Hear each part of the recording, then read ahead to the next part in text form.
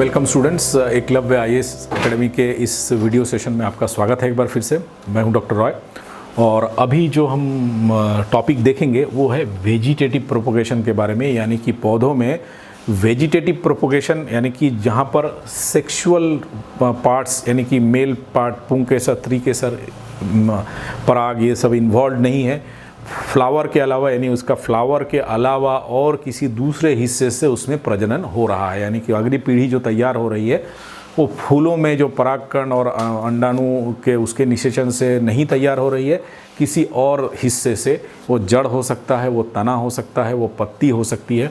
तो वहाँ से इसका अगली पीढ़ी जो है वो तैयार हो रही है।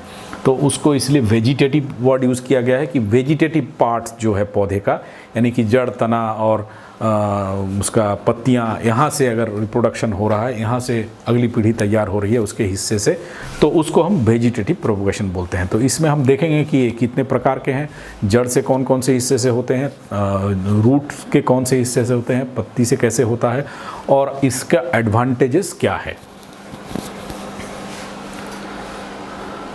तो वेजिटेटिव प्रोपोगेशन, जैसा कि मैंने आपको बताया कि ये एसेक्सुअल मेथड है, यानी कि इसमें फ्लावर इन्वॉल्व नहीं है, इसमें पुंकेसर, स्त्रीकेसर जो है वो सब इन्वॉल्व नहीं है। ये एसेक्सुअल मेथड है और इसमें रिप्रोडक्शन ऑकर्स कैसे होता है, ये लीफ के द्वारा हो सकता है, जड़ के द्वारा हो सकता है और तने के द्वारा हो सकता है। तो स्टेम, रूट, लीफ इसके द्वारा हो सकता है। कुछ एग्जाम्पल जैसे sweet potato, sugar cane, pineapple, banana, onion, ginger, garlic, ये सब एग्जाम्पल्स है जहाँ पे ये हो सकता है। तो ये जो वेजिटेटिव रिप्रोडक्शन है, वेजिटेटिव प्रोपोगेशन है, वेजिटेटिवली जब अगली पीढ़ी तैयार हो रही है तो वो दो तरीके से होती है। एक तो नेचुरली होती है, नेचर प्रकृति में अपने आप हो रहा है, और दूसरा आर्टिफिशियली कि नहीं ह्यूमन बीइंग के द्वारा, मनुष्य के द्वारा किया जा रहा है। तो हम पहले नेचुरल या प्राकृतिक तौर पे जो होता है उसको देखेंगे, फिर हम आर्टिफिशियल मेथड्स को देखेंगे। तो नेचुरल में ये क्या बोल रहा है कि जो नया प्लांट है वो कहाँ से निकलता है, इमर्ज मतलब उसका निकलना, वो कहाँ से निकलेगा, वो रूट से निकल सकता है, स्टेम से निकल सकता है या लीफ से निकल सकता है। पेरेंट प्लांट जिससे निकल रहा है उसको हम पेरेंट प्लांट बोलेंगे, उसमें से वो नया पौधा निकल रहा है, उसके जड़ से, तना से, पत्ती से, कहीं से निकल सकता है। तो पहले हम स्टेम को देखते हैं कि जो तना है उसके कौन कौन से हिस्से से वो नया पौधा जनरेट होता है। तो इसके एग्जाम्पल जो तना से होता है उसके एग्जाम्पल है राइजोम, बल्ब, रनर, ट्यूबर, ये सब इसके एग्जाम्पल हैं। तो जो स्टेम का जो मॉडिफिकेशन है, यानी कि जो तना है उसमें इस तरह का प्रोपोगेशन के लिए, यानी कि वेजिटेटिव रिप्रोडक्शन होने के लिए, उसमें जो नॉर्मल आप एक देखोगे तो नॉर्मल एक तना जो है, साधारण एक तना है, उसमें तो नहीं हो सकता। तो नेचुरली उसमें कुछ मॉडिफिकेशन होना पड़ता है, उसमें कुछ परिवर्तन होना पड़ेगा। तो तने में कुछ ऐसा परिवर्तन होता है, उसमें आकार में कुछ ऐसा परिवर्तन होता है, तो तभी जो है उसमें से वो रिप्रोडक्शन में हिस्सा, उससे नए पौधे उत्पन्न होते हैं। तो जब उसमें ऐसा चेंज हो जाता है, तो जब मॉडिफिकेशन हो जाता है तो उसको हम मॉडिफाइड स्टेम बोल रहे हैं। लेकिन जब मॉडिफिकेशन हो जाता है तो कई बार उसको पहचानना बहुत मुश्किल है कि ये स्टेम ही है क्या, ये जड़, तना ही है क्या, जड़ है क्या, कौन सा हिस्सा है जो कि इस तरह का जिसमें मॉडिफिकेशन हुआ है। तो कई बार तो उसको पहचानना बिल्कुल ही नामुमकिन रहता है सिर्फ देख करके। तो वहाँ पर हम ये देखते हैं कि कहाँ से उसकी उत्पत्ति हुई है और उसमें कुछ गांठ और इंटरनोड, नोड ये सब अगर है कि नहीं, पत्तियाँ हैं कि नहीं, ये सब देख के हम उसको पहचानते हैं कि वो तना का ही मॉडिफिकेशन है, स्टेम का ही मॉडिफिकेशन है। तो स्टेम का मॉडिफिकेशन जो है जिसमें से नए पौधे उत्पन्न होते हैं, ये तीन तरह का हो सकता है। एक है अंडरग्राउंड यानी कि ज़मीन के नीचे, दूसरा है सब एरियल यानी कि ज़मीन के सतह पे बिल्कुल लगा हुआ, और तीसरा है एरियल यानी कि हवा में। तो ये तीन तरीके से जड़ के, तने के हिस्से से, ये तीन जगह से तने के हिस्से से नया पौधा जो है वो उत्पन्न हो सकता है। एक तने का अंडरग्राउंड में मॉडिफिकेशन होता है, उसका जो परिवर्तन आता है वो ज़मीन के नीचे आता है, तने में परिवर्तन। एक जो है जस्ट ज़मीन की सतह पे आता है, इसलिए तो सब एरियल बोला गया है कि एकदम सतह पे लगा हुआ, ना तो पूरा हवा में है एकदम, ना तो ज़मीन के नीचे है। और तीसरा जो है एरियल है, यानी कि हवा में जो हिस्से हैं उसमें कुछ हिस्सों में चेंज आता है। अगर आप याद करोगे तो एरियल में तने का कई तरह का मॉडिफिकेशन होता है, जैसे कांटा है वो भी मॉडिफिकेशन है, उसका पत्तियां कभी मोटी हो जाती हैं, उसमें जो टेंड्रिल्स बनते हैं वो सब मॉडिफिकेशन है, लेकिन उसमें से कुछ जो है एक आध जो है वो रिप्रोडक्शन में भी हिस्सा लेते हैं। तो ये 3 तरह का तने में मेनली उसका अंडरग्राउंड का हिस्सा या उसका एरियल ज़मीन से लगा हुआ हिस्सा या ऊपर का हिस्सा, उसमें कुछ परिवर्तन आता है जिससे कि वो नया पौधा उत्पन्न कर सकता है। तो अंडरग्राउंड जो होता है उसको मेनली 4 भाग में बांटा गया है। एक है राइजोम, दूसरा है ट्यूबर, तीसरा है बल्ब और चौथा है कॉर्म। तो राइजोम, ट्यूबर, बल्ब और कॉर्म, ये 4 तरह के जो है अंडरग्राउंड मॉडिफिकेशन होते हैं स्टेम के, यानी कि तने का, ज़मीन के अंदर का जो परिवर्तन है जिससे कि वो नया पौधा उत्पन्न कर सकता है, वो 4 प्रकार का होता है। एक है राइजोम, दूसरा है ट्यूबर, तीसरा है बल्ब और चौथा है कॉर्म। ये जो ट्यूबर है, ट्यूबर को आप एक चीज़ ध्यान रखिएगा कि ट्यूबर जो है ये स्टेम ट्यूबर और रूट ट्यूबर, ये दोनों तरह का होता है। तो कुछ ट्यूबर मतलब वो आलू का, उसका एग्जांपल जो है आलू, जो ऐसा फूल के इस तरह का हो गया है, तो वो कभी कभी आलू में जो है वो आलू एक स्टेम का, तने का परिवर्तन है, लेकिन कुछ में ऐसा जड़ भी इस तरह से फूल के उस तरह का हो जाता है। तो अगर स्टेम से बना है तो उसको हम स्टेम ट्यूबर बोलते हैं, और अगर जड़ से बना है तो उसको हम रूट ट्यूबर बोलते हैं। जैसे डहलिया में ये रूट ट्यूबर होता है। तो ट्यूबर, राइजोम, बल्ब या कॉर्म, ये 4 तरह का जो है अंडरग्राउंड मॉडिफिकेशन होता है। तो राइजोम्स में क्या होता है कि ये तने का ऐसा मॉडिफिकेशन है जो कि टिपिकली क्या होता है, इट ग्रो हॉरिजॉन्टली, मतलब अगर ज़मीन है, ज़मीन के नीचे इस तरह का है तो ये राइजोम जो है इस तरह का, मतलब ऐसा हॉरिजॉन्टली ये ग्रो करेगा। तो राइजोम जो है वो हिस्सा जो है वो हॉरिजॉन्टली ग्रो करेगा, ज़मीन के नीचे नीचे नीचे नीचे हॉरिजॉन्टली ग्रो करेगा, और यहीं से कहीं से फिर नया पौधा जो है फूटेगा, यहाँ से नया पौधा फूटेगा। तो ये हॉरिजॉन्टली ग्रो करता है टिपिकली। इसका उदाहरण जो है, सबसे अच्छा उदाहरण जो है अदरक है और हल्दी है। जिंजर, टर्मेरिक, ये दोनों बहुत इसके आम उदाहरण है जहाँ पे स्टेम, इसमें क्या होता है कि आप स्टेम को देखोगे, अदरक को देखोगे तो बहुत उसमें फूड मटेरियल उसमें जमा होने से वो फ्लेशी हो जाता है, वो फूल जाता है। और उसमें उसको पहचानते कैसे हैं कि उसमें नोड, इंटरनोड पाया जाता है, गांठें पाई जाती हैं, और उसमें पत्तियां, स्केली लीव्स उसमें मिलेगा, जिससे कि हम पहचान सकते हैं कि ये तना है, ये जड़ नहीं है। तो हॉरिजॉन्टली ग्रो करता है, तो जिंजर टर्मेरिक है। दूसरा जो है बल्ब होता है। बल्ब जो है वो बल्ब की तरह होता है, गोल राउंड इस तरह का होता है, और स्वॉलन लीफी पार्ट, बल्ब में जो हिस्सा फूला हुआ गोल होता है वो नॉर्मली पत्तियां होती हैं। इसमें जो है स्टेम का मॉडिफिकेशन जो होता है, स्टेम बहुत छोटा होकर ऐसा डिस्क जैसा हो जाता है, स्टेम ऐसा हो जाता है डिस्क जैसा, और यहाँ पे इसकी जो है ना पत्तियाँ जो है वो नॉर्मली फूल जाती हैं, इस तरह के पत्तियाँ में इस तरह का हो जाता है। और स्टेम जो है वो यहीं पे रहता है जहाँ से जड़ निकला होता है। तो प्याज को अगर आप देखेंगे तो प्याज में बस नीचे वाला हिस्सा जो छोटा वाला, जिसको हम काट के फेंक देते हैं जिस समय हम उसको काटते हैं, तो वो उसका जड़ होता है, और जिसको हम खाते हैं वो उसकी पत्तियाँ होती हैं जो कि फूली हुई रहती हैं। तो स्टेम यहाँ मॉडिफाई हो जाता है, और यहाँ से ही जो है वो नया जो है इसके अंदर की जो कली है, जब वो ग्रोथ होता है तो यहाँ के अंदर की कली ही ऐसे बाहर फूटती है, और फिर उससे नया पौधा जो है वो तैयार होता है। तो इसका जो बल्ब का एग्जाम्पल जो है ऑनियन, गार्लिक है, लिली है और ट्यूलिप्स है। तो ये सब फ्लावरिंग वाले पौधे हैं। ऑनियन, गार्लिक जो है ये सब्जियों में हम इस्तेमाल करते हैं इनको। तो इनमें जो है इस तरीके का बल्ब रहता है। तो अगर इस बल्ब को हम निकाल के लगाएं दूसरी जगह पे तो उससे फिर नया पौधा निकलेगा। तीसरा जो है वो ट्यूबर है। तो ट्यूबर में क्या होता है, तो जो तना है उसका ज़मीन के नीचे का हिस्सा ये फूल जाता है, ऐसा स्वॉलो हो जाता है। पर जैसा बल्ब में ये बिल्कुल इसका शेप बहुत अच्छा बनता है, गोलाकार, इसमें शेप कोई जो है ना ऐसा फिक्स आकार नहीं बनता है इसका, और ये सिर्फ फूल जाता है। इसका आकार थोड़ा सा आड़ा तिरछा रहता है, और इसमें फूड जमा हो जाता है। जैसे पोटैटो है, याम है, तो इसमें पोटैटो जो है इसका कॉमन एग्जांपल आप याद रखेंगे कि पोटैटो जो है वो ट्यूबर का एग्जांपल है। और लास्ट जो है जिसको कॉर्म बोलते हैं, तो ये बल्ब लाइक स्ट्रक्चर ये भी होता है, मतलब जैसा कि बल्ब प्याज जो है ऐसा फूल के गोल हो जाता है उस टाइप का, इसमें भी वैसा ही होता है।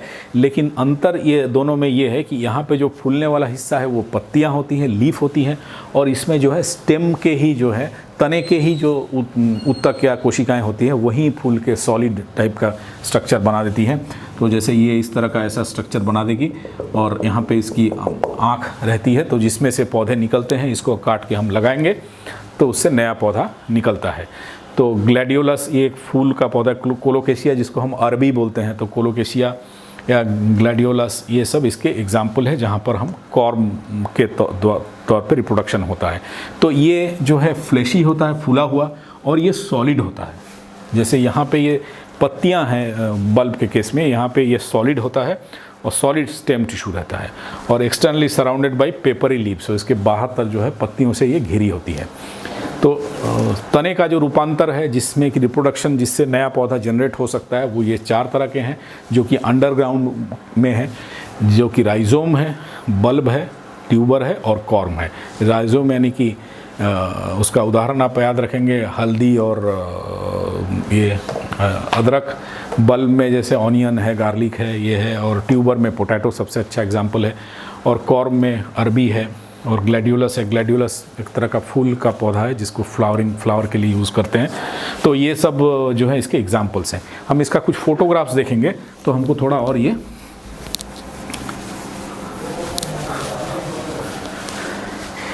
आप फोटोग्राफ में अगर आप देख पा रहे हैं तो ये जैसे जिंजर है, अदरक है, तो यहाँ पर ये जो है ये इसके इंटरनोड्स हैं, ये वाला इंटरनोड है और ये इसकी गांठ है, और जहाँ पर ये ऐसी पत्तियों जैसे इसके स्ट्रक्चर निकले हुए हैं तो ये इसके लीव्स हैं, तो ये इसके गांठ है, इसको गांठ नोड्स बोलते हैं, और ये इंटरनोड है।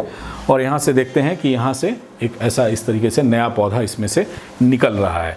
तो इसमें से नया पौधा निकलता है और इसमें जो फूड मटेरियल स्टोर होता है उसको यूज़ करके ये नया पौधा इसमें से जनरेट होता है। इसमें बर्ड्स या कलिकाएँ होती हैं, तो जो इस जैसे ये आप देख सकते हैं कि ये जो है कलिका निकल रही है जो इसमें से, तो इसमें कलिकाएँ होती हैं जो कि ऐसा निकलती है और निकल के इसके अंदर का फूड मटेरियल को इस्तेमाल करके फिर नया पौधा ये बनाती है। तो इसको अगर हम काट के अलग लगा देंगे तो उससे नया पौधा जनरेट हो जाएगा। तो ये राइजोम है, यानी कि अदरक का एग्जाम्पल है। ये आप देखेंगे कि ये जो है बल्ब का एग्जाम्पल है, बाहर से ऐसा दिख रहा है, ऊपर में से प्याज में हम देखते हैं ऊपर से ऐसा ग्रीन उसमें पत्ती निकलने लगती है, तो ये एक्चुअली यहाँ से निकलती है। ये इसका तना है, स्टेम है, और इसमें से ये जड़ निकली है और यहाँ से जो है बड रहता है, और इसके चारों तरफ जो है फ्लैशी लीव्स होती हैं, फूली हुई पत्तियाँ होती हैं जो इसको ढक के रखती है। इसी को हम खाने में इस्तेमाल करते हैं, और यहाँ से जो है जब समय आता है, सीज़न आता है, तो यहाँ से ये ऐसा निकलता है, निकल के नया पौधा बनाता है। तो ये बल्ब का एग्जाम्पल है, या प्याज का उदाहरण है, बल्ब का उदाहरण है।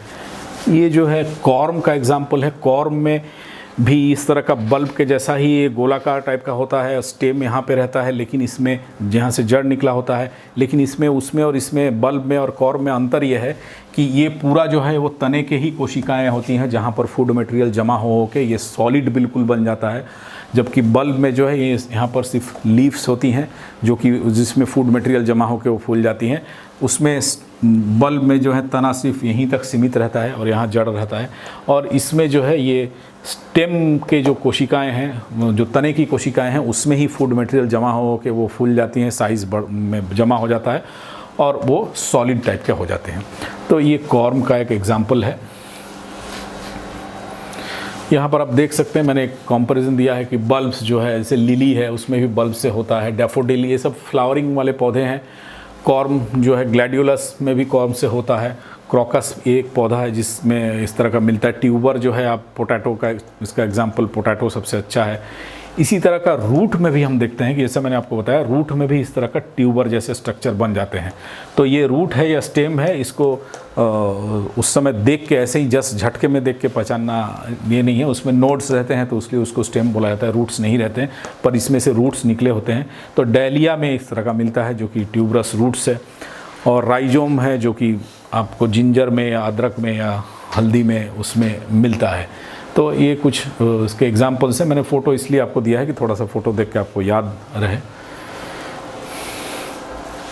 ये ट्यूबर का एग्जाम्पल है पोटैटो। इसमें देखेंगे कि ये जो आईज़ होते हैं, जिसको हम आँख बोलते हैं आलू का, ये एक्चुअली इसके नोड्स होते हैं, उनकी जो गांठ है वो होती है। तो यहीं से जो है नया, यहीं से नोड से ही नए, नॉर्मली आप पेड़ पे देखोगे तो पेड़ में जहाँ पे गांठ होती है वहीं से नई कलिकाएं निकलती है, नया पौधा निकलता है, नया ब्रांच, नई शाखा निकलती है। तो इसमें भी जो गांठ है, ये गांठ से ही नया बर्ड से नया वो जर्मिनेट होता है। तो इस तरह का, तो ये वाले पोर्शन को जैसे यहाँ से जर्मिनेट हुआ है, इसको अगर हम काट के लगा देंगे या इसको काट के लगा देंगे तो इससे नया पौधा बन जाएगा। तो आलू को ऐसे ही लगाते हैं। ये देखोगे कि आप जैसे जिंजर में देख सकते हो, जैसे हमने देखा था पहले, यहाँ पे ये नोड इंटरनोड है और यहाँ से नई कलिकाएँ इसमें से निकल सकती है और निकलती है इस तरह से। ये प्याज का एग्जाम्पल है, बल्ब है जहाँ पे ऊपर से ऐसी नई पत्तियाँ निकलती है। तो ये जस्ट एक एग्जाम फोटोग्राफ है जिससे आपको थोड़ा समझने में आसानी हो। तो इसके बाद हम जो दूसरा देखेंगे वो है सब एरियल, यानी कि जो ज़मीन की सतह पे जो तने में ऐसा कुछ परिवर्तन हो के कुछ ऐसा स्ट्रक्चर्स बन रहे हैं जिससे कि नया पौधा तैयार हो रहा है, नया पौधा बन रहा है। तो उसको सब एरियल बोला गया है क्योंकि वो ज़मीन के बिल्कुल, जैसे ये अगर पौधा है और ये ज़मीन की सतह है, यहाँ पे जड़ है, तो ये बिल्कुल ऐसा सहारे ये ग्रो होता है और इसलिए इसको सब एरियल बोला गया है। तो ये सब एरियल में 4 तरह के होते हैं, रनर, सकर, स्टोलन और ऑफसेट। इसमें रनर और स्टोलन को बहुत जगह पे आपको सेम मिलेगा, सिनोनिमस यूज़ करते हैं। रनर और स्टोलन, इसको दोनों को समानार्थक तौर पे इस्तेमाल किया जाता है, पर दोनों में थोड़ा अंतर है। वो क्या अंतर है हम देखेंगे। तो रनर जो होता है इसमें हॉरिजॉन्टल ग्रोथ होता है, यानी कि ज़मीन के सहारे ऐसा हॉरिजॉन्टली ये ग्रो हो जाएगा, या तो ज़मीन के ऊपर होगा या जस्ट उसके नीचे होगा, बिलो द सॉइल सरफेस।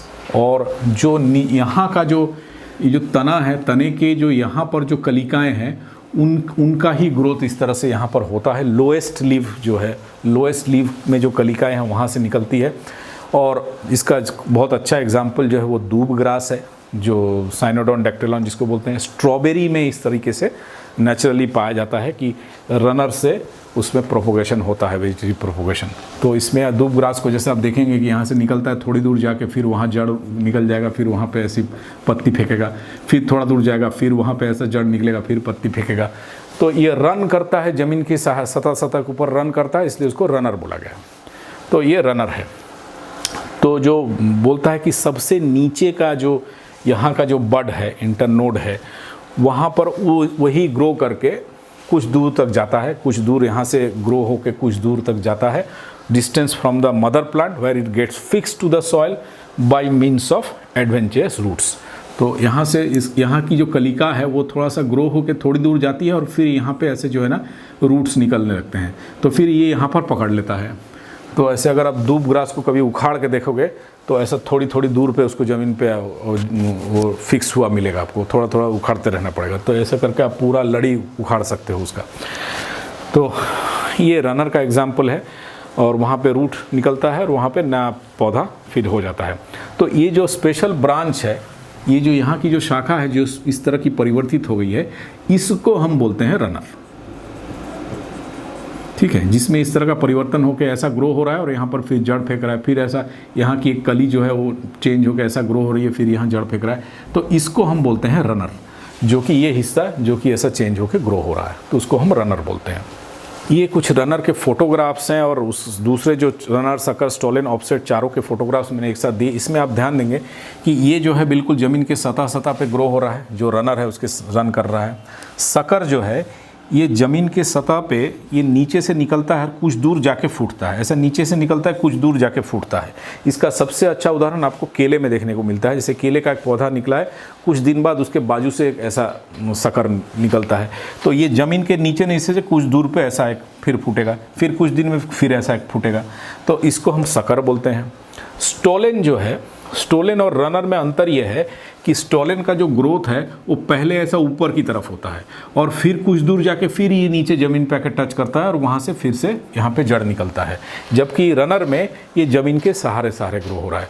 बाकी इसमें और कोई अंतर नहीं है, इसलिए दोनों को एक समानार्थक तौर पर इस्तेमाल करते हैं। आप नेट में भी देखोगे बहुत जगह पर आपको स्टोलन और रनर एक ही साथ मिलेगा, लेकिन इसमें अंतर इतना ही है कि ये ऐसा उठता पहले इधर ग्रो करना शुरू होता है, जो एक नया ब्रांच निकल रहा है, नया लीफ निकल रहा है ऐसे, और फिर वो ऐसे मुड़ के ज़मीन को टच करता है और फिर वहाँ पे जड़ फेंकता है, और ये बिल्कुल ज़मीन के सहारे होता है।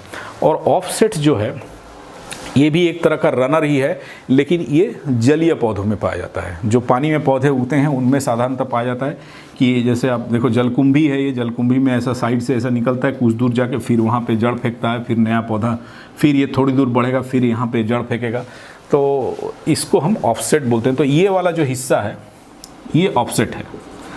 इसको हम स्टोलन बोलते हैं, ये जो हिस्सा इसको स्टोलन बोलते हैं। ये वाला जो है वो रनर है, और ये जो ऐसा निकल रहा है इसको हम सकर बोलते हैं। तो ये जो ऐसा फेंक रहा है, कुछ दूर जाके फेंक रहा है, इसको हम सकर बोलते हैं। तो ये है सकर, ये है रनर, ये है स्टोलन और ये है ऑफसेट।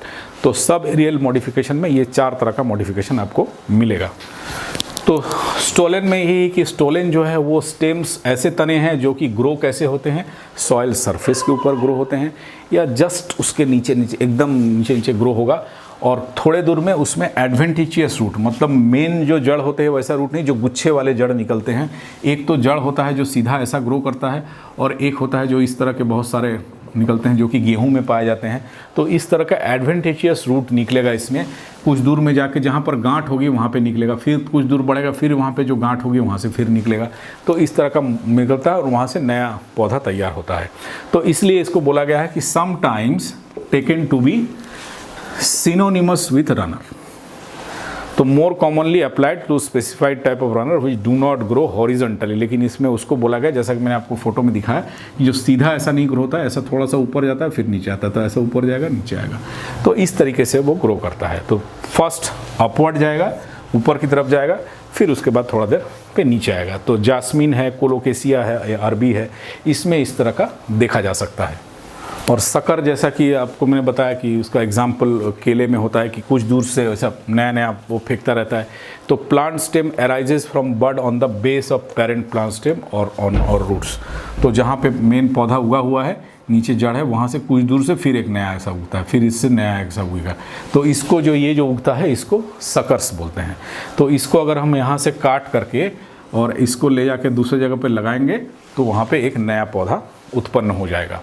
तो सकर जो है एक अंडरग्राउंड रनर है, क्योंकि ये ज़मीन के नीचे नीचे रन कर रहा है, इसलिए इसको अंडरग्राउंड रनर भी बोला गया है। रनर जो है वो ज़मीन के ऊपर ऊपर ऐसा रन कर रहा है, फिर यहाँ जड़ फेंक रहा है, फिर ऐसा रन कर रहा है, ऐसा जब ये ज़मीन का सतह है। और सकर जो है वो ज़मीन से नीचे नीचे है, फिर यहाँ फेंक रहा है, फिर नीचे नीचे जा रहा है, फिर यहाँ फेंक रहा है। तो इसलिए इसको अंडरग्राउंड रनर भी बोला गया है। तो grow horizontally for some distance and soon goes up, थोड़ा दूर ऐसे जाएगा फिर ऊपर आ जाएगा। तो एक डॉटर प्लांट जिससे बनेगा आफ्टर स्ट्राइकिंग रूट्स। तो sucker plants are also form from auxiliary buds at the nodes. यहाँ पे जो नोड होता है, गांठ होता है, उसमें जो बर्ड है उससे भी ये निकलता है। एग्जाम्पल जैसे है क्रिजेंथेमम गुलदाउदी जिसको बोलते हैं, एप्पल में भी होता है, बनाना में मिलता है, मेंथा में मिलता है, मेंथा नहीं पुदीना में, इसमें आपको इस तरह का सकर देखने को मिलता है। तो ये जैसे एक ही में दिखाने के लिए कोशिश किया हूँ मैं। जैसे ये देखिए स्टोलन है, तो ये उठ के फिर ग्रो हो रहा है, स्टोलन है। ये यहाँ नीचे से जाके निकल रहा है, तो ये सकर है। और यहाँ पर देखेंगे कि ये भी जो है ऐसा जा कर के थोड़ा दूर से फिर ऐसा निकल रहा है, तो ये भी स्टोलन जैसा है। तो stolon of strawberry and colocasia, ये स्टोलन इसका कोलोकेसिया का है, तो नीचे से भी जा रहा है ऊपर से भी। और यहाँ पर ये सकर है जो कि नीचे से जाके थोड़ी दूर पे निकलता है। तो सकर ऑफ क्रिजेंथेमम, तो इस तरीके से स्टोलन में ऐसा ऊपर से जाएगा और सकर में ये नीचे से जाएगा। और ऑफसेट, जैसा कि हम उस फोटोग्राफ में देखे, ऑफसेट इसको कॉन्डेंस्ड रनर भी बोला जाता है। कॉन्डेंस्ड रनर इसलिए इसको बोला जाता है कि रनर में जितना लंबा जाने के बाद वहाँ से फिर जड़ फेंकता है, ऑफसेट में उससे नज़दीक में फेंकेगा। तो जैसे दूब ग्रास में अगर देखते हैं कि घास ऐसे उग रही है और यहाँ से गया और फिर यहाँ जाके फिर से नया फेंक रहा है, तो ऑफसेट में यहीं से और पास में ही वो फेंक देगा, इसलिए उसको कॉन्डेंस्ड रनर बोला गया है। मतलब कॉन्डेंस्ड हो गया, सिकुड़ गया है। तो ये छोटा होता है, शॉर्ट होता है और मोर और लेस थिकेंड होता है, थोड़ा मोटा होता है। जैसा कि दूब ग्रास बिल्कुल पतला जाएगा, ये थोड़ा मोटा जाएगा। तो ये हॉरिजॉन्टल ब्रांचेस बाकी जो है वहीं नीचे के जो एक्सिस होता है वहीं से ही निकलता है। एक्वाटिक प्लांट्स में मिलेगा, यानी जो जल वाले पौधे हैं उसमें मिलेगा, और ये शॉर्टर होंगे और थिकर होंगे। ये रनर में और उसमें अंतर यही है कि ये जल वाले पौधे में मिलता है, उससे छोटा होगा और उससे थिक होगा, जबकि रनर में ये जो रन करने वाला हिस्सा है, जो रनर का पोर्शन है, वो थोड़ा लंबा होगा और वो बहुत पतला होता है। तो इसको जब यहाँ से ये ब्रेक हो जाता है तो फिर ब्रेक होकर वहाँ से वो नया पौधा बना देता है। तो कॉमन इंस्टेंसेस जो वाटर हाइसिंथ जिसको एंड पिस्टिया, ये सब पानी वाले पौधे हैं जिसमें कि आप देख सकते हैं। तो जलकुंभी में आप देख सकते हैं, जलकुंभी में ये बहुत अच्छा देखने को मिलता है। तो ये हुए 4 तरह के आपके सब एरियल। रनर, सकर, स्टोलन और ऑफसेट। बेसिकली सब रनर के जैसे ही हैं, सब रन करते हैं, थोड़ी दूर में निकलते हैं। उनका स्ट्रक्चर कैसा है, रनर में वो सीधा जाता है, सकर में वो नीचे से जाके फेंकता है, स्टोलन में वो ऐसा ऊपर से होकर जैसा जाता है, और ऑफसेट में वो एक्वाटिक प्लांट्स में नॉर्मली मिलता है। बाकी हब का कॉन्सेप्ट वही है, वो उसी तरीके से नीचे का बड जो है वो ऐसा ग्रो करेगा हॉरिजेंटली, कुछ दूर जाके फिर वहाँ गांठ में से फिर से वहाँ पर एक जड़ फेंकेगा। तो ये ऑफसेट का एग्जाम्पल है। जैसे आप देख सकते हैं कि यहाँ पे ये लीव्स है और यहाँ पे फेंका है, जलकुंभी का एक फ़ोटोग्राफ है, और यहाँ पे ये जो है काफ़ी मोटा है, जो ये जो है थिक टाइप का है, और यहाँ पे जो रूट है ऐसे गुच्छेदार जड़ें जो है वहाँ से निकलती है, जिसको एडवेंटिशियस रूट्स बोलते हैं। तो गुच्छेदार जड़ें इसमें निकलती है गांठ से। तो ये एक ऑफसेट का एग्जाम्पल है।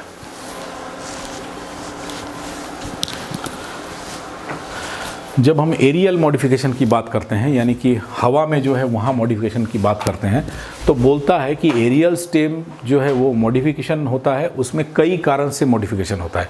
कई बार वो फोटोसिंथेसिस के लिए होता है, मतलब तना का जो ऊपर हवा में जो रहने वाला भाग है वो कई बार जो है वो फोटोसिंथेसिस के लिए उसका मॉडिफिकेशन हो जाता है। कई बार वहाँ से पानी ना लॉस हो इसके लिए वो कांटा जैसा बन जाता है, थॉर्न बन जाता है, जहाँ से पानी, जो ज़ेरोफाइटिक प्लांट्स है जो कि सूखे जगह पे उगने वाले हैं, वहाँ पे कांटेदार मिलेंगे ताकि वहाँ से पानी का लॉस ना हो, पत्तियाँ ख़त्म हो जाती है बिल्कुल। कई बार वो ऐसा होता है कि उसमें टेंड्रिल्स या ऐसे स्प्रिंग जैसे स्ट्रक्चर बोलते हैं जो कि क्लाइंबर्स में बनते हैं, जो कि पकड़ के ऊपर चढ़ सकें, कर सकें। तो अलग अलग टाइप के लिए स्टेम का मॉडिफिकेशन होता है। तो मॉडिफिकेशन बोलता है इतना एक्सट्रीम है, इतना ज़्यादा मॉडिफाई हो गया है कि स्टेम का उसका नेचर जो है इसका वेरी डिफ़िकल्ट, उसको समझना, उसको पहचान पाना बहुत मुश्किल है कि ये स्टेम ही है, तना ही है। तो उसको कैसे पहचानते, ओरिजिन कहाँ से वो निकला है और उसका पोजीशन किस जगह पे वो बना है, तो उसी से हम उसको पहचानते हैं। तो वन में से that stem have been completely change और मेटामॉर्फोस। तो स्टेम में कम्प्लीटली मेटामॉर्फोसिस हो गया है, कम्प्लीटली उसका स्ट्रक्चर चेंज हो गया है। ऐसे तो टेंड्रिल होता है, थॉर्न होता है, पर इसमें से मेनली दो है, एक है फाइलोक्लेड और क्लैडोड। एक तो फाइलोक्लेड या क्लैडोड होता है। ये फाइलोक्लेड ये आपको उसमें मिलेगा, कैक्टस में मिलता है, कैक्टस में, या ये क्या होता है कि यहाँ पे तना जो है वो बिल्कुल चपटा हो जाता है, और चपटा होकर फ्लेशी हो जाता है, मतलब ऐसा टाइप का फ्लेशी हो जाएगा, और पत्तियां जो है वो कांटे में बदल जाती है। तो इस टाइप का बदल जाती है और वो स्वॉलो हो जाती है, फूल जाती है और ग्रीन हो जाती है, और इनका जो मेन फंक्शन है वो फोटोसिंथेसिस हो जाता है। तो ऐसा इस तरह का हो करके, और वो फोटोसिंथेसिस का काम करती है। इस तरह का ऐसा कांटेदार पत्तियां जो है वो कांटे में बदल जाती है, और तना जो है ऐसा फ्लेशी, ऐसा ग्रीन टाइप का हो जाता है। और इसमें इसका मुख्य काम जो है वो फोटोसिंथेसिस का हो जाता है। और पत्तियां चूँकि नहीं है, कांटे में बदल गई है, तो वहाँ से पानी का उत्सर्जन जो है वो कम हो जाता है या रुक जाता है। तो ये जो फ्लैट टाइप के स्ट्रक्चर जब ये बन जाते हैं तो इनको हम फाइलोक्लेड्स बोलते हैं। तो ये जो इस तरह के चपटी संरचना जो बन जाती है, तना जो ऐसा चपटा होकर पत्ती की तरह दिखने लगता है, आप कैक्टस में देखेंगे तो इस तरह का दिखने लगता है पत्ती जैसा, तो इसको हम फाइलोक्लेड बोलते हैं। और अगर इसमें एक ही, मतलब जो फाइलोक्लेड बना है उसमें गांठ अगर एक ही हो तो उसको हम क्लैडोड बोलते हैं। तो क्लैडोड जो है एक तरह का फाइलोक्लेड ही है, पर इसमें गांठ, जो इसमें फाइलोक्लेड में बहुत सारे नोड्स, इंटरनोड्स होते हैं। तो ये जो नोड्स होते हैं यहाँ से जो है ना, अगर ये टूट के गिरती है तो ये नोड से जो कैक्टस में, जैसा कि मैंने आपको बताया, कैक्टस में इस तरह का स्ट्रक्चर देखने को मिलता है। तो उसमें कैक्टस के जो तने होते हैं, तने जो है इस तरह के पत्तियों जैसे हो जाते हैं, और इसमें कांटे जो है, पत्ती लीव्स जो है वो कांटे की में बदल जाते हैं। तो इसमें नोड्स और इंटरनोड्स होते हैं, और ये अगर टूट के, मान लीजिए यहाँ से ऐसा टूट के गिरता है या नीचे गिरता है, तो यहाँ से फिर जो है नया नोड से जो है नया प्लांट जनरेट हो सकता है। तो ये वेजिटेटिव प्रोपोगेशन के काम में आता है। पर इसका मुख्य उद्देश्य जो है वो है फोटोसिंथेसिस करना। इसका मेन पर्पस जो है वो फोटोसिंथेसिस करना है, यानी प्रकाश संश्लेषण करना है, और पानी की जो वाष्पीकरण है उसको रोकना है। लेकिन अगर ये ज़मीन पर गिरे तो इसमें से वेजिटेटिव तरीके से इसमें नया प्लांट भी जनरेट हो सकता है नोड से। दूसरा एग्जाम्पल जो है बल्बिल्स है। बल्बिल्स जैसा कि आपको नाम है, ये बल्ब जैसे होते हैं, जैसा कि बल्ब जैसे उस तरह का ये गोलाकार फ्लेशी स्ट्रक्चर होगा, लेकिन उससे थोड़ा छोटा होता है, मल्टी सेलुलर होता है। फ्लेशी बड्स ये रहता है। और ये एक्सिल ऑफ फोलिएज लीव्स, मतलब जो पत्तियां होती हैं उनके एक्सिस पर ये बल्बिल बनता है। जहाँ पे ऐसा बहुत सारे पत्तियां हैं, फोलिएज लीव्स मतलब ऊपर के जो पत्तियां होती है पौधे में, तो उसके एक्सिस पर ये बनता है। इसका सबसे अच्छा उदाहरण पाइनएप्पल है, जो कि अनानास है। अनानास का ऊपर वाला हिस्सा जो है, जो अनानास का जो फ्रूट है, उस फ्रूट को अगर आप ऊपर में देखेंगे तो उसके ऊपर में जो यहाँ पे इस तरह की पत्तियाँ निकली होती है, जिसको फोलिएज लीव्स हम बोलते हैं, और यहीं पर जो है इसका बल्बिल रहता है। और जब हम इसको, इस पोर्शन को अगर हम काट के और लगाए ज़मीन पर, तो यहाँ से फिर नया प्लांट जो है वो फेंकता है। तो इसका, इसलिए उसका एग्जाम्पल आप पाइनएप्पल में याद रखेंगे कि बल्बिल का एग्जाम्पल जो है वो पाइनएप्पल है। तो मेनली जो एरियल है, एरियल में दो तरह के मॉडिफिकेशंस हैं जो कि आपको वेजिटेटिव प्रोटेक्शन में यूज़ होते हैं। इसके अलावा एरियल में और भी मॉडिफिकेशंस हैं, जैसे मैंने आपको बताया थॉर्न्स है, टेंड्रिल्स है, पर उनका काम दूसरा है। उनका काम रिप्रोडक्शन में हिस्सा लेना नहीं है। रिप्रोडक्शन में मेनली ये दो तरह की चीज़ें जो है वो हिस्सा लेती हैं। तो ये जैसे आप देख सकते हैं, अनानास का मैंने फ़ोटो दिया है, तो ये जो है इसको फोलिएज लीव्स हम बोलते हैं। इसके बीच में जो है वो बल्बिल्स रहता है। इसकी जो एक्सिस है, जो धुरी है, उसमें बल्बिल्स रहते हैं। वो वहाँ से, वो जब इसको हम यहाँ से काट के अगर इसको लगा दें, हम यहाँ से काट करके, तो यहाँ जो स्टोर्ड मटेरियल है उससे उसको थोड़ा न्यूट्रिशन मिलता है, और यहाँ से बल्बिल ग्रो करके फिर इस तरह का नया पौधा बनाता है। रूट, जब हम बात करते हैं रूट का मॉडिफिकेशन की, कि रूट में कुछ ऐसा परिवर्तन हो जाए, उसका स्ट्रक्चर में परिवर्तन हो के वो रिप्रोडक्शन में हिस्सा ले, तो एक तो होता है रूट ट्यूबर्स। जैसा कि आलू का आकार का होता है ट्यूबर, वैसा ही जड़ भी कभी कभी उस तरह से फूड मटेरियल उसमें स्टोर होके वो भी फ्लैशी हो जाता है, थिक, मोटा हो जाता है, उसमें जमा होता है खाद्य पदार्थ जो जमा हो के वो ट्यूबर जैसा हो जाता है। और उसको अगर हम लगाते हैं काट करके, तो उसमें से नया पौधा जो है वो जनरेट होता है। तो सम मॉडिफाइड ट्यूबर, सारे में नहीं होते, कुछ मॉडिफाइड ट्यूबरस रूट जिसमें ट्यूबर जैसा बनते हैं जड़ में, उसमें क्या होता है कि वेजिटेटिवली प्रोपोगेट होता है जब उसको ज़मीन पे हम मिट्टी में लगाते हैं। तो इसमें क्या होता है कि जो रूट में जो कलियाँ, जो रूट में जो बड्स प्रेजेंट होते हैं, कलियाँ प्रेजेंट होती है, उससे जो है जड़ निकलता है, लीफी शूट निकलता है, और जिसको कि हम स्लिप बोलते हैं। तो इसके लिए जो टर्म यूज़ किया जाता है उसको स्लिप बोलते हैं। शुगर केन में स्लिप होता है। तो इसमें जो है ये ग्राउंड के ऊपर निकलता है, और वहाँ पे एडवेंचरस रूट यानी गुच्छेदार जड़ें निकलती है, और उससे नया प्लांट बनता है। इसका एग्जाम्पल है स्वीट पोटैटो, डहलिया में होता है, टेपियोका में होता है। ये जड़ नीचे, ये इसके जड़ जो है, इन सब का अगर स्ट्रक्चर आप देखोगे तो इसमें सब में जड़ जो है, नीचे का जो जड़ है वो ऐसा ऐसा इस टाइप का फूल जाता है, और इसमें जो है बर्ड्स रहते हैं। और इसको अगर हम काट के, ऐसा काट के पीस करके लगाएं, तो इसमें जो बर्ड्स होते हैं उस बर्ड्स से नया पौधा जो है वो जनरेट होता है। तो डहलिया में भी देखोगे इस तरह का रहेगा, स्वीट पोटैटो में भी इस तरह का रहता है। तो ये जो है रूट ट्यूबर्स के एग्जांपल हैं। तो रूट ट्यूबर्स और स्टेम ट्यूबर्स दोनों में अंतर ये है कि स्टेम ट्यूबर जो है स्टेम का हिस्सा है, तो उसमें नोट इंटरनोड आपको मिलेगा, जैसा कि पोटैटो में है। और ये जड़ है, तो इसमें से जो है ना ऐसा जड़ जैसे साइड में जड़ निकले दिखेंगे। तो आलू में आपको ऐसे जड़ नहीं निकले दिखेंगे, तो इसमें जड़ निकले दिखेंगे, ये जड़ का ही हिस्सा है। तो ये है रूट ट्यूबर्स। दूसरा बोलते हैं एडवेंटिशियस बड्स। तो ये बड्स क्या होता है, ये बोलता है जो ऑर्डिनरी रूट होता है, जो जड़ होती है, उस जड़ में से, जैसे इसका एक एग्जाम्पल है सीसो, शीशम का पौधा अगर आप देखे होंगे, तो शीशम का पौधा अगर जब बड़ा हो जाता है तो कुछ दिन बाद उसके साइड से एक और छोटा पौधा निकलता है, एक छोटा ऐसा डाल निकलेगा, छोटा सा ब्रांच निकलेगा, वो फिर बढ़ना। गुआवा में आपको देखने मिलेगा, जैसे जाम का पेड़ है तो उसके साइड में कुछ दिन बाद से एक और जाम का पेड़ निकलेगा, तो उसका जड़ जो है नीचे बढ़ता है और थोड़ी दूर में जड़ से फिर से वहाँ फेंकता है। तो मुरिया स्पीशीज़, मुरिया एक तरह का हेज है, यानी कि झाड़ वाला पौधा है। मुरिया एक्सोटिका झाड़, इसको हेजिंग के तौर पे बाउंड्री बनाने के लिए इस्तेमाल करते हैं। तो इसमें इस तरह का देखा गया है कि जो जड़ है वो जड़ नीचे से ऐसा ग्रो करता है, फैलता है, और कहीं पर जड़ से फिर एक नया पौधा जो है ना ऐसा फेंकेगा ऊपर में।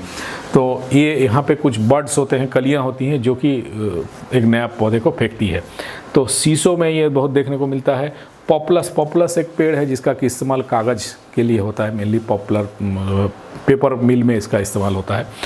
गुआवा में इसमें इस तरह का देखने को मिलता है।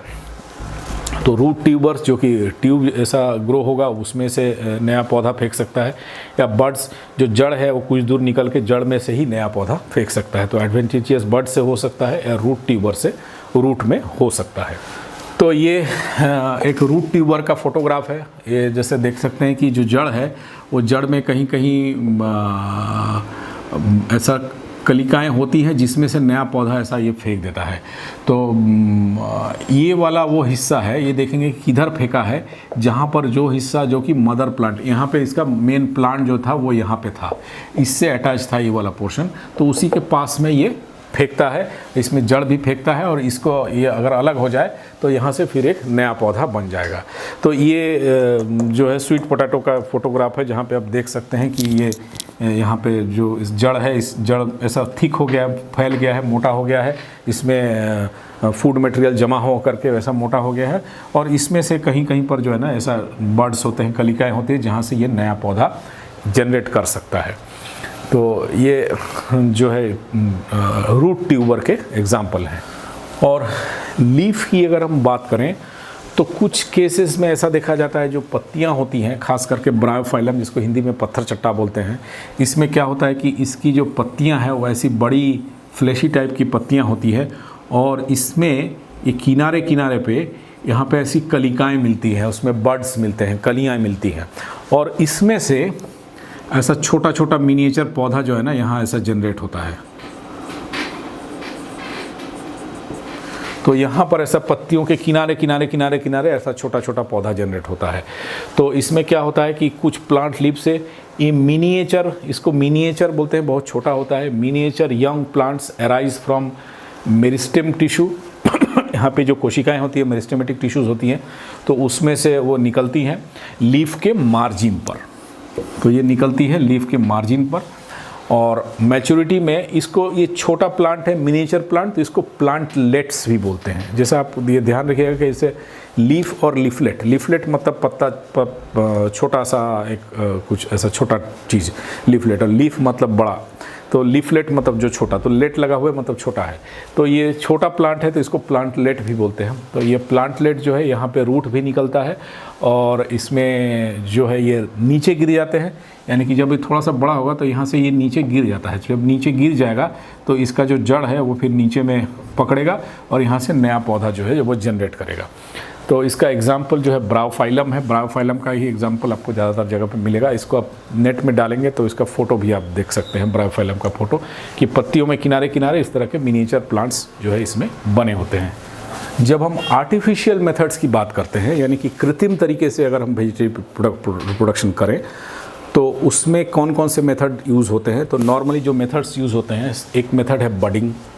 तो बडिंग में क्या है, जो बड है, जो कली है, उसका इस्तेमाल किया जाता है।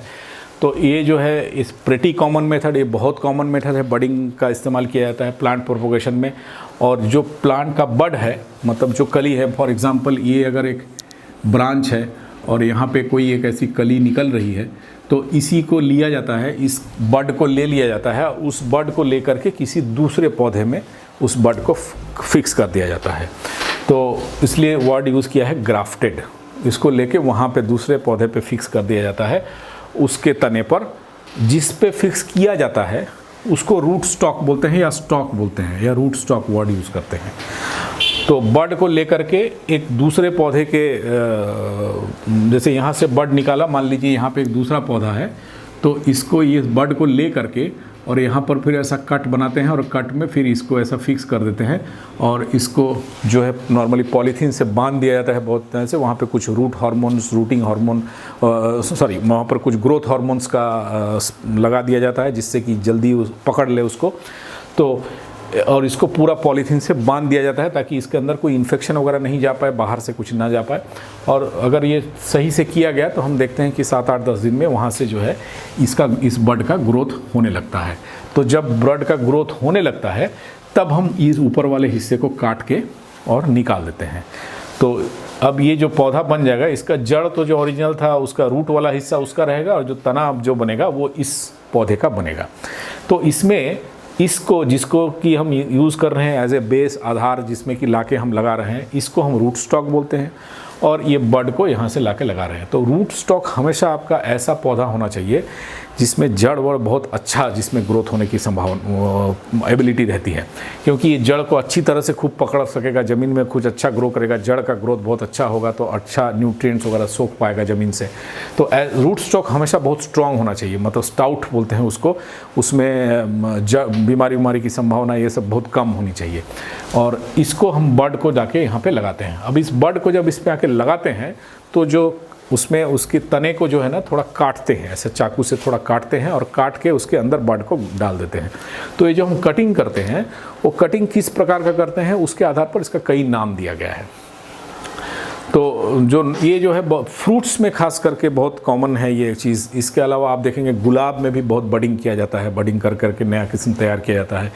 तो बडिंग करके, और इसमें कभी कभी क्या होता है कि ये तो फेंक रहा है लेकिन अगर पूरी तरह से नहीं हुआ यहाँ से भी ये भी फेंकना चालू कर देता है। तो ये ध्यान रखना पड़ता है। तो इसको जो है ना इसको काटना पड़ेगा या तोड़ना पड़ेगा, ट्रेनिंग प्रूनिंग जिसको बोलते हैं करना पड़ेगा, ताकि यही वाला जर्मिनेट हो पाए। क्योंकि तो न्यूट्रिएंट जो है जो भी पौधे को मिलेगा भोजन वो सब इसमें चला जाएगा, इसका ग्रोथ ठीक से नहीं होगा। तो इसका एक कई तरह के इसके नाम हैं कि किस तरह का कटिंग बना के बड को डाला जाता है।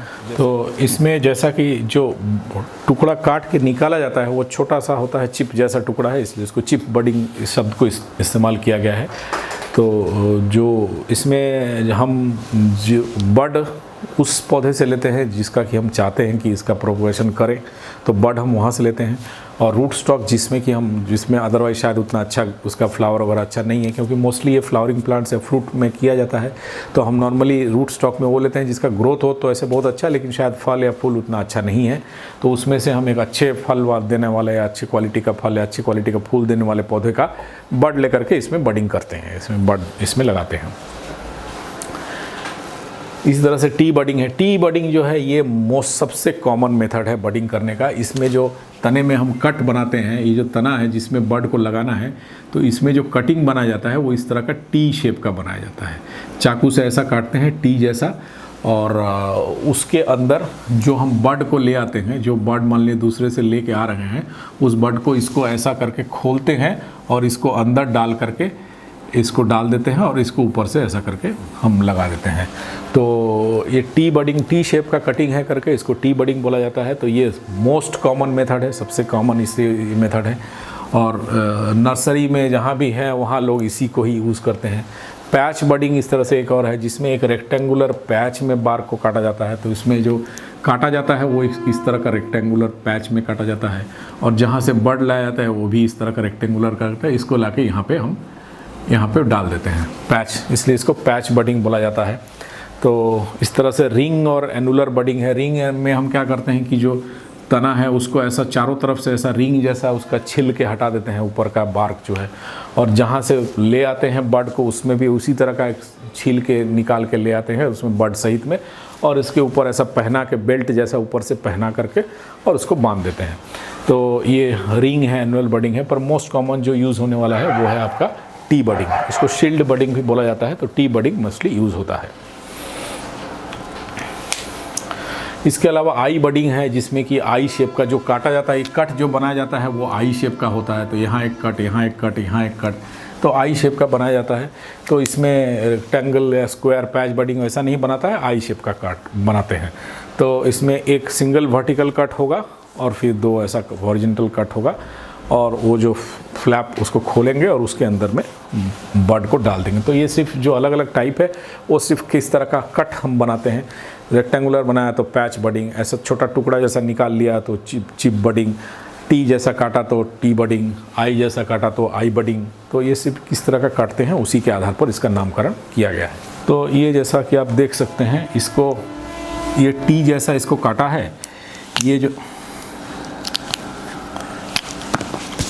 है टी शेप का यहाँ पे कटा हुआ है, और इसको काट के ऐसा करके और इसको ऐसा उसको खोल देता है, बार को फैला कर इसको इसके अंदर डाल दिया जाता है, और डाल करके इसको फिर ऊपर से ढक करके और ऐसा चारों तरफ से बांध दिया जाता है। तो इस तरह से बड यहाँ पर डाल के और चारों तरफ से प्लास्टिक से रस्सी से इसको बांध दिया जाता है।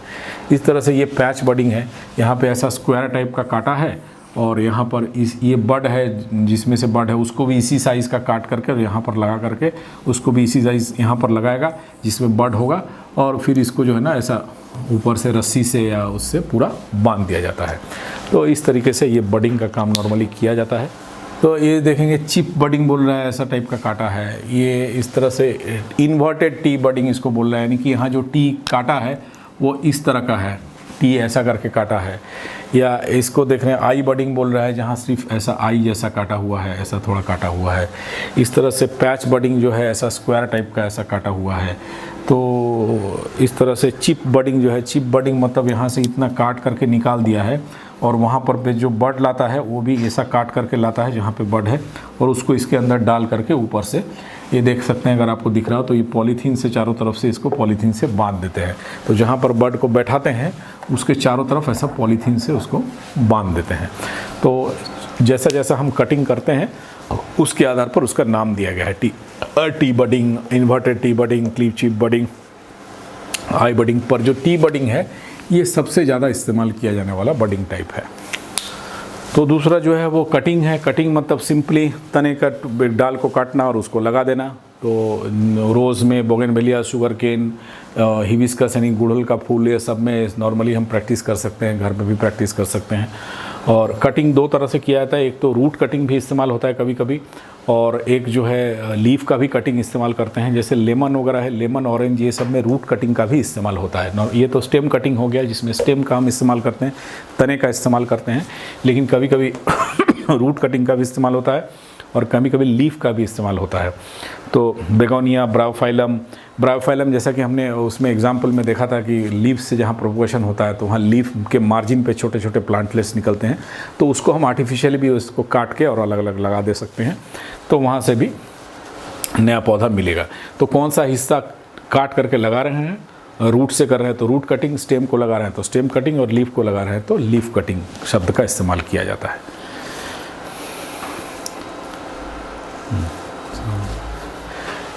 दूसरा एक मेथड है ग्राफ्टिंग। ये ग्राफ्टिंग जो है ये भी बहुत कॉमन मेथड है वेजिटेटिव प्रोपगेशन का, इसको मोस्ट कॉमन मेथड बोला जाता है। जैसा कि आप बडिंग में देखें कि जितने तरह के बडिंग है उसमें टी बडिंग सबसे कॉमन है। ग्राफ्टिंग जो है जितने तरह के मेथड है उसमें ग्राफ्टिंग मोस्टली किया जाता है। तो इसमें दो पौधों को जॉइन किया जाता है, एक पौधे का नीचे का हिस्सा, जड़ वाला हिस्सा लिया जाता है और एक का तना लिया जाता है और दोनों को उसके साथ जॉइन कर दिया जाता है। कैसे जॉइन करता है हम आगे फोटोग्राफ में देखेंगे। और ये जो इसमें यही है कि जिनको हम चुनाव करते हैं ये क्लोजली रिलेटेड होना चाहिए, मतलब दोनों का जीनोटाइप जो है ना मिलता जुलता होना चाहिए, जीन्स जो है वो सब एक जैसे होने चाहिए। तो क्लोजली रिलेटेड, एक ही प्रजाति के हो, एक ही प्रजाति के दो अलग अलग वैरायटीज़ हों, ऐसा हम कर सकते हैं। और रूट सपोर्टिंग पोर्शन एक जो है उसको हम स्टॉक बोलते हैं या रूट स्टॉक, और जो तना वाला हिस्सा जो लेते हैं उसको हम सायन बोलते हैं। तो ये सायन और रूट स्टॉक ये दो वर्ड यूज़ किए जाते हैं इसमें। एक जो है जो नीचे वाला हिस्सा है जिसको जहाँ से जड़ का वाला हिस्सा लिया जाता है उसको स्टॉक बोलते हैं, और ऊपर वाला जो पौधा लगाया जाता है काट के जिसमें से कि पत्तियाँ और तना निकलता है वो जो है उसको हम बोलते हैं सायन। तो ये वाला होता है स्टॉक और ये वाला होता है ऊपर वाला सायन। तो कैसे लगाते हैं ये हम आगे देखेंगे फोटोग्राफ में। तो इसमें आप देख सकते हैं कि इसका कटिंग उसी तरह से किया है ताकि जिसमें ये आके बैठ सके। तो इसको ऐसा तिरछे करके इसको काटा है और इसको भी तिरछे करके काटा है, इसमें भी एक कटिंग बनाया है ताकि ये इसके अंदर घुस के बैठ जाए। तो ये जो है वो स्टॉक है जिसको कि ज़मीन पे लगा हुआ है, जो रूट वाला हिस्सा है, और ये जो है जिसको कि हम ग्राफ्ट कर रहे हैं, जिसको ला के लगा रहे हैं, तो ये इसके ऊपर फिट हो जाता है। कटिंग को हम उसी तरह से उसका जो कटिंग करते हैं उसको चाकू से उसी तरह से बनाते हैं ताकि उसमें पूरा फिट बैठ जाए। तो ऐसा करके इसको दोनों को बैठाया जाता है, फिर ऊपर से इसको रैप कर दिया जाता है। तो ये नीचे वाला हिस्सा स्टॉक है, ऊपर वाला हिस्सा ग्राफ्ट है। इस तरीके से कटिंग में आप देखेंगे कि कटिंग में सिर्फ यहाँ से काट लिया और कटिंग को वहाँ पे लगा दिया। यहाँ पे सॉइल कंपोस्ट है, तो ये जो हिस्सा यहाँ लगाते हैं तो यहाँ से फिर रूटिंग हार्मोन वगैरह का इस्तेमाल करते हैं यहाँ पे, तो ताकि उसमें कटिंग जब लगाते हैं वहाँ पे जल्दी जड़ वगैरह फेंक दे, तो उससे जो है इस नया वाले का पौधा अच्छा हो जाएगा। अदरवाइज़ नॉर्मली हम जो करते हैं बरसात के समय में कटिंग लगाते हैं ताकि उसमें आसानी से वो लग जाए, उसको पानी वानी मिले, और एडवर्स धूप ज़्यादा स्ट्रॉन्ग नहीं रहता है तो उस समय में, या वसंत ऋतु में जहाँ पे टेम्परेचर बहुत फेवरेबल रहता है उस टाइम में इसको किया जाता है। एक और मेथड है लेयरिंग। तो इसमें क्या होता है कि प्लांट को ऐसा, उसकी जो शाखा निकल रही है उसको ऐसा मोड़ करके ज़मीन में लगा दिया जाता है। उसको ज़मीन पे लगा देते हैं। जैसे मान लीजिए ये यहाँ पे एक पौधा इस तरह से निकला हुआ है, तो इसकी एक शाखा है, इसको ऐसा मोड़ करके ऐसा ज़मीन में लगा दिया जाता है। ये ज़मीन का लेयर है और यहाँ पे ज़मीन पे ढक दिया जाता है। और कुछ दिन में क्या होता है कि यहाँ से जो है ना वो जड़ फेंक देता है, फिर इसको हम काट देते हैं और फिर ये जो है एक नया पौधा जो है ये बन जाता है। तो इसको लेयरिंग बोलते हैं। अगर इसको मिट्टी में करके करते हैं तो लेयरिंग बोलते हैं, और अगर हवा में करते हैं, यहीं पर इसको थोड़ा छील के ऊपर बांध दिया जाता है तो उसको एयर लेयरिंग बोलते हैं। तो जो पोर्शन ब्रांच या स्टेम है जो कि ग्राउंड में टच हो जाता है, जहाँ टच होता है उसको मिट्टी से ढक देते हैं। तो वहाँ पर धीरे धीरे एडवेंटिशियस रूट्स जो है वहाँ पे जड़ फेंकता है और वहाँ फिर नीचे जड़ पकड़ लेता है और उसको हम काट देते हैं। तो ये जो नया रूट के साथ ये जो पोर्शन हुआ इसको हम बोलेंगे लेयर। तो ये नया लेयर तैयार हो गया है। और अगर इसको हवा में करते हैं, ज़मीन के अंदर नहीं गाड़ करके, मान लीजिए ये पौधे का ब्रांच है, यहाँ पर तना ऊपर से थोड़ा सा छील देते हैं, उसका बार्क जो है उसको छील देते हैं और वहाँ पे कुछ केमिकल्स को यूज़ करके और उसको बांध देते हैं और वहाँ से जड़ फेंकता है, तो उसको हम एयर लेयरिंग बोलते हैं। तो नींबू वगैरह में ये किया जाता है। तो इम्पॉर्टेंट, ये भी एक इम्पॉर्टेंट टेक्निक है। इसको कवर प्लास्टिक से कवर कर दिया जाए ताकि यहाँ से मॉइस्चर का लॉस ना हो। तो नया रूट वहाँ से डेवलप करेगा और फिर उसको हम काट करके यहाँ से काट देंगे और इसको ले आ करके ज़मीन पे लगा देंगे। तो ये होता है आपका लेयरिंग। तो ये इसका एग्जाम्पल है, ये एयर लेयरिंग, ये ग्राउंड लेयरिंग है कि इसका ब्रांच को ऐसा मोड़ करके और यहाँ पे मिट्टी से ढक दिया गया है और कुछ दिन में यहाँ से जड़ फेंकता है, तो ये फिर ग्रो करने लगता है और यहाँ से इसको काट दिया जाता है। तो ये ग्राउंड लेयरिंग है।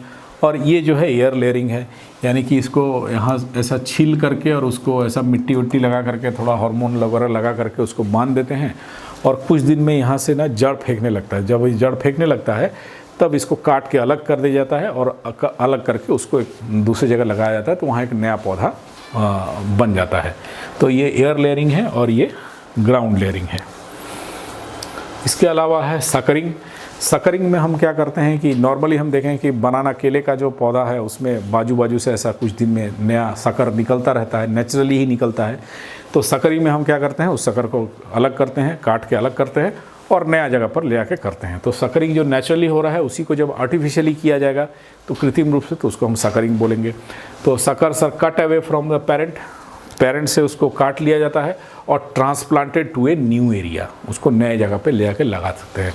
किसी के घर में है, वहाँ सकर निकल गया, वहाँ से लाके अपने घर में लगा लिए सकर को ला करके।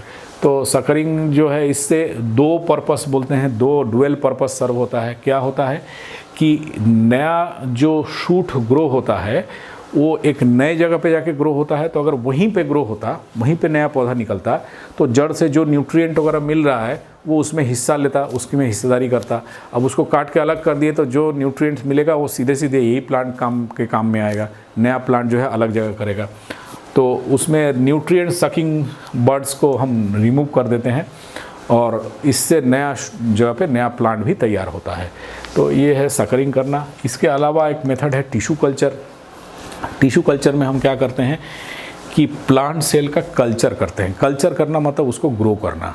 तो किस में ग्रो करते हैं हम, न्यूट्रिएंट मीडियम तैयार करते हैं, यानी कि सॉल्यूशन घोल तैयार करते हैं जिसमें उस पौधे के ग्रो होने के लिए जो जो आवश्यक तत्व चाहिए वो सब उसमें मिलाते हैं।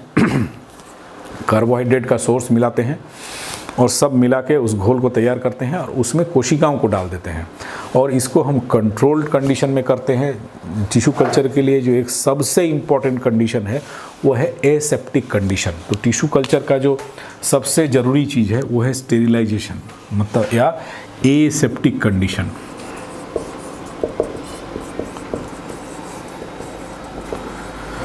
मतलब किसी भी तरह का बैक्टीरिया या फंगस या वायरस का इन्फेक्शन उसमें नहीं होना चाहिए। तो इसको कंट्रोल्ड कंडीशन में लेबोरेटरी में, प्रयोगशाला में ही किया जाता है।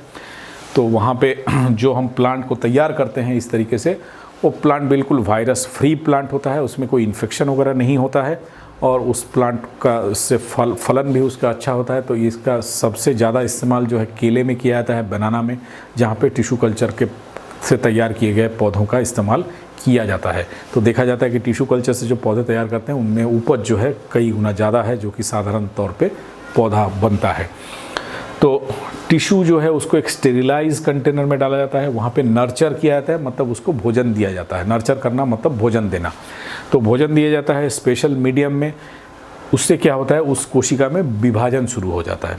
तो पहले कोशिका विभाजन हो के एक ऐसा इकट्ठा हो जाता है, बहुत सारे कोशिका एक साथ ऐसा एक मास जैसा इकट्ठा हो जाएगा, उसको हम बोलते हैं कैलस। तो कैलस जो है वो टिश्यू सेल का जब बहुत सारा विभाजन हो जाएगा उस माध्यम में, मीडियम में, तो एक ऐसा मास जैसा दिखने लगेगा, तो उसको हम बोलते हैं कैलस। पर उस कैलस में सारे कोशिकाएं एक जैसे हैं। फिर उसमें दूसरे और चीज़ों का इस्तेमाल किया जाता है ताकि उसमें डिफरेंशिएशन हो, यानी कि जड़ का बनना और तने का बनना ये दोनों उसमें शुरू हो। तो ये स्पेशल मीडियम को यूज़ करके उसमें करते हैं। फिर उसमें cultured in a hormone laden medium, फिर उसमें हम हार्मोन लेडन डालते हैं जिससे कि उससे छोटे छोटे पौधे तैयार होते हैं जिनको हम प्लांटलेट्स बोल सकते हैं। उस प्लांटलेट्स को फिर जो है हम जब लेके लगाते हैं, जब वो एक सर्टेन साइज़ के हो जाता है तो फिर उसको हम लेके बाहर लगाते हैं। तो पहले हमको एसेप्टिक कंडीशन में ही उसको ग्रो करना रहता है ताकि उसमें कोई इन्फेक्शन वगैरह ना हो जाए, और फिर जब उसको हम बाहर लगाते हैं तो फिर उससे नया पौधा तैयार होता है। तो टिश्यू कल्चर आज की तारीख में एक बहुत ग्रोइंग शाखा है जिसके द्वारा कृत्रिम तरीके से बहुत सारी चीज़ों का, तो टिश्यू कल्चर में हम किसी का भी करते हैं। ऑर्गेन कल्चर मतलब किसी ऑर्गेन को लेके ग्रो करना, लीफ का लेके लीफ कल्चर, स्टेम का स्टेम कल्चर। और टिश्यू कल्चर का एक दूसरा एग्जाम्पल है कि अगर कोई कोशिका है जिसमें कोई ऐसा पौधा है जिसको हम लंबे समय तक मेंटेन करना चाहते हैं पर फील्ड में ग्रो नहीं करना चाहते हैं, तो उसको हम टिश्यू कल्चर के माध्यम से लेबोरेटरी में बहुत लंबे समय तक हमको सिर्फ वो कल्चर को बदलना पड़ता है। फिर नया कल्चर डालो, जब उसका न्यूट्रिएंट सब खत्म हो जाएगा फिर नया सोल्यूशन डालो और उसमें से लीफ लेके फिर से नया लगाओ। तो ऐसा कर करके हम उसको बहुत लंबे समय तक उसको मेंटेन कर सकते हैं। तो ये एक फ़ोटोग्राफ अगर आप देखेंगे, ये एक ग्लास का कंटेनर है, पेट्री डिश बोल सकते हैं जिसमें, और इसके अंदर ये जो है ये सॉल्यूशन है और उसके अंदर ऐसा कोशिकाओं को डाला गया है। तो धीरे धीरे ये ग्रोथ हुआ, इसमें और ज़्यादा ग्रोथ हुआ है। इसमें आप देखो पत्तियाँ भी फेंक दिया है। तो पहले ऐसा कैलस जैसा रहता है, ऐसा सिर्फ मांस रहता है सेल का, फिर उसमें से ऐसा हार्मोन्स वगैरह देने से फिर उसमें जड़ और तना फेंकना चालू करता है। तो फिर उसको जो है ना ऐसा इस तरह का जब होता है तो इसको हम ले करके फिर प्लांटिंग कर सकते हैं। तो टिश्यू कल्चर को आर्टिफिशियली किया जाता है और प्रयोगशाला में। और टिश्यू कल्चर में हमेशा आप ध्यान रखिएगा कि टिश्यू कल्चर का जो सबसे इम्पॉर्टेंट पॉइंट है कि एसेप्टिक कंडीशन होना ज़रूरी है, मतलब उसमें कोई इन्फेक्शन किसी तरह का चीज़ ना होना चाहिए। बिल्कुल कंट्रोल इसमें किया जाता है, नहीं तो टिश्यू कल्चर का कोई मतलब नहीं हो, क्योंकि ये नेचुरली प्रयोगशाला में किया जाता है। टेम्परेचर कंट्रोल है, ह्यूमिडिटी कंट्रोल है, सब कुछ कंट्रोल है। तो इसमें काफ़ी खर्चीला है, मेथड्स जो है बहुत पैसा वाला मेथड है, इसमें इन्वॉल्व है। तो इसको अगर एसेप्टिक कंडीशन नहीं रखेंगे, उसमें इन्फेक्शन हो गया तो सारा ख़राब हो जाएगा, फिर से शुरू करना पड़ेगा। इसलिए एसेप्टिक कंडीशन इसमें बहुत इम्पॉर्टेंट है।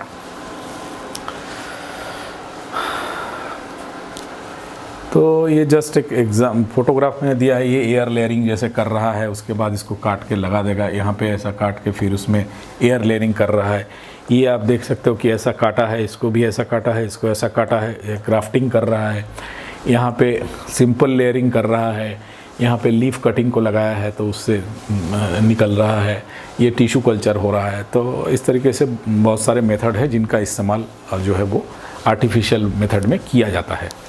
इसको करने से एडवांटेज क्या है, अगर हम एसेक्सुअली रिप्रोडक्शन, इसको वेजिटेटिवली किसी को रिप्रोडक्शन करते हैं, यानी प्रोपोगेशन, किसी का वंश वृद्धि जो है हम अगली पीढ़ी इस तरीके से तैयार करते हैं, तो इसमें फ़ायदा क्या है, ये जो है ना ये बहुत जल्दी होता है, रैपिड, क्योंकि इसमें हमको फ्लावर आने का, उसमें निषेचन होने का, बीज बनने का, ये सब कुछ इंतज़ार नहीं करना है।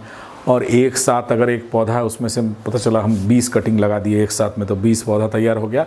और दूसरा क्या होगा कि जो 20 पौधे तैयार होंगे 20 कटिंग लगाने से, वो सारे के सारे बिल्कुल आइडेंटिकल होंगे। जो पेरेंट प्लांट जिससे कि हम ले के काटिंग करके लगा रहे हैं बिल्कुल उसके सिमिलर होंगे। इनको हम क्लोन्स बोलते हैं, जो कि आइडेंटिकल टू पेरेंट प्लांट्स है। तो इससे क्लोन्स हम तैयार कर सकते हैं और जो कि बिल्कुल पेरेंट के एकदम मदर प्लांट का एकदम एक जैसा होगा।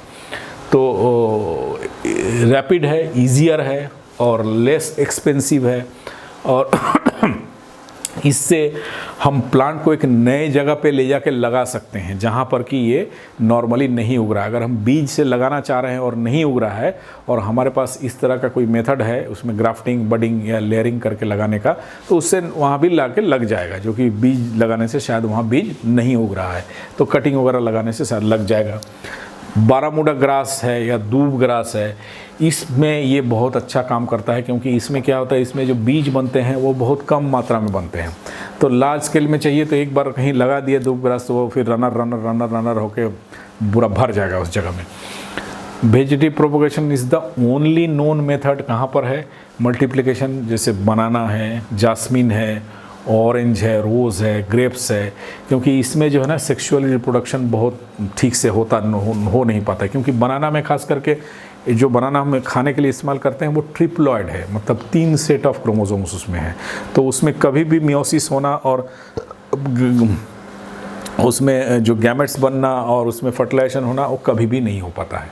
तो इसलिए वहाँ पे ये मेथड जो है एकमात्र मेथड है जिससे हम बनाना को, जो हम एडिबल जो बनाना को हम खाने में इस्तेमाल करते हैं उसको इसी तरीके से हम कर सकते हैं। तो इसी तरीके से ऑरेंजेस में है, रोज़ में है, जास्मिन में है, तो इसमें यही मेथड जो है मोस्टली यूज़ किया जाता है, क्योंकि इसमें अगर नॉर्मली हम सेक्सुअल रिप्रोडक्शन कराने जाएंगे, यानी कि ग्रेन पॉलन ग्रेन बनना और एग बनना और निश्चन होना, तो वो बनता ही नहीं है, क्योंकि पॉलन ग्रेन एग ठीक से तैयार ही नहीं होता है, क्योंकि उनका प्लॉइडी लेवल अलग अलग होता है। 3n है, 3 सेट क्रोमोसोम है, तो मियोसिस होगा ही नहीं। तो इस तरीके से मतलब मियोसिस होगा ही नहीं, इन द सेंस ठीक से नहीं होगा। मियोसिस में पेयरिंग वगैरह, उसका क्रॉसिंग ओवर, ये सब कुछ भी ठीक से नहीं हो पाएगा। तो जो है वो कहीं क्रोमोसोम ज़्यादा एक तरफ कम, तो सब स्टेराइल गैमेट्स बन जाते हैं। तो ये जो मेथड है इस मेनली इस तरीके के पौधों में यही एकमात्र मेथड है जो कि यूज़ किया जाता है। और ग्राफ्टिंग करने से क्या होता है, ग्राफ्टिंग हम जब करते हैं तो physical and physiological joining of separate individuals, 2 अलग अलग पौधों को ला करके हम जॉइन कर देते हैं। तो जो फिजिकली भी देखने में भी ऊपर के उसके रंग रूप में भी अलग हैं, और उनका अंदर के जो सेल के अंदर की जो चीज़ें हैं फिजियोलॉजिकली भी वो अलग होती हैं। एकदम अलग होने से तो नहीं होगा, मिलती जुलती हैं बट पर अलग तो हैं। तो उसको हम इस तरीके से जॉइन कर सकते हैं जो कि नॉर्मली नहीं हो सकता है। अगर आपको ब्रीडिंग का कुछ याद होगा तो उसमें एक जगह डिस्टेंट हाइब्रिडाइजेशन हमने पढ़ा था।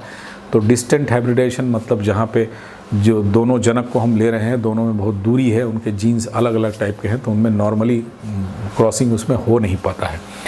तो ऐसे केसेस में ये एक मेथड है जहाँ पे हम 2 अलग अलग टाइप को जॉइन कर सकते हैं, ग्राफ्टिंग कर सकते हैं, और इस तरीके से हम उस तरह का वैरायटी है उसको हम इनडेफिनेटली हम अनंत काल तक उसको बना सकते हैं, और बहुत बड़ी मात्रा में हम बनाते रह सकते हैं, हमको बीज का ज़रूरत नहीं है।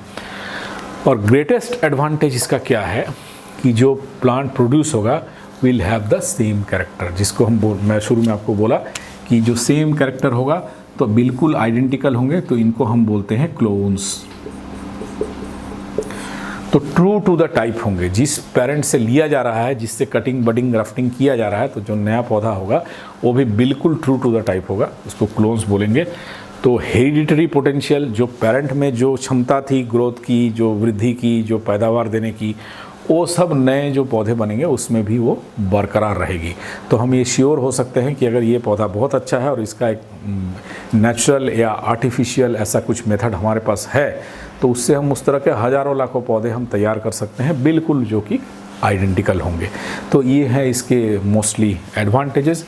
इसमें डिसएडवांटेजेस एज सच ऐसा नहीं है, बट इसमें एक ही है कि जब हम टिश्यू कल्चर को जब हम करते हैं तो उसमें हमको बहुत केयरफुल रहना पड़ता है, वो थोड़ा खर्चीला प्रोसेस है, इसलिए हर किस्म में टिश्यू कल्चर को नहीं किया जाता है। नॉर्मली बनाना वगैरह में सक्सेसफुली किया जा रहा है, बट बाकी मेथड्स कटिंग बडिंग ग्राफ्टिंग ये सब बहुत कॉमनली यूज़ मेथड है। जितने भी नर्सरीज़ हैं वहाँ पे मोस्टली इसी तरीके से, आप किसी भी नर्सरी में जाके देखोगे तो यही तरीका इस्तेमाल किया जाता है जिससे नए पौधे तैयार किए जाते हैं, और बहुत सस्ते होते हैं। आप देखोगे कोई नर्सरी में जाके तो आम का पौधा, जाम का पौधा 10, 15, 20 रुपये में सब नर्सरी में, गवर्नमेंट नर्सरी में बिकता है। तो चीप मेथड है, इजीली जल्दी तैयार हो जाता है। तो ये हैं इसके सब एडवांटेजेस।